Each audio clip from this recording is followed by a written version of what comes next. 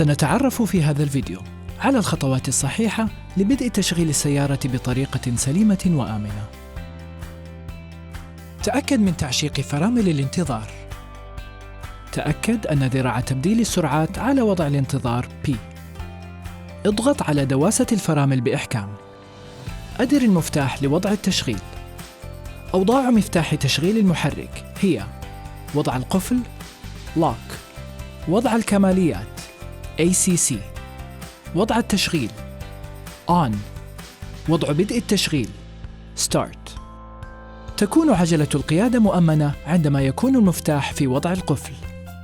يصدر صوت تحذيري عندما يفتح باب السائق والمفتاح على وضع القفل Lock أو وضع الكماليات ACC.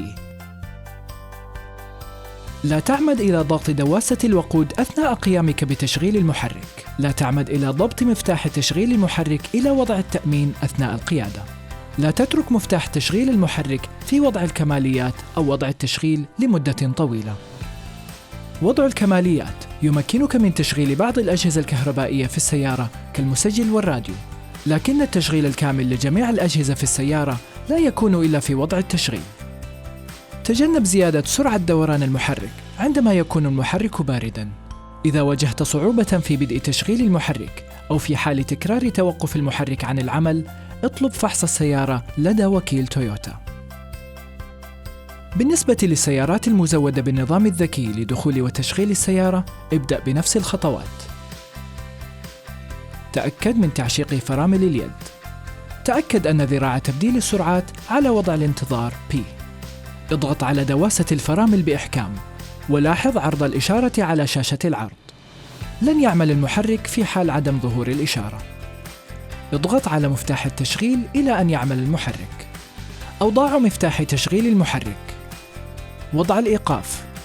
في هذا الوضع يطفأ مؤشر النظام الذكي لدخول وتشغيل السيارة. وضع الكماليات: في هذا الوضع يومض المؤشر ببطء. وضع التشغيل Ignition On. في هذا الوضع أيضاً يومض المؤشر ببطء. عند الضغط على زر التشغيل، قم بالضغط مرة واحدة بإحكام.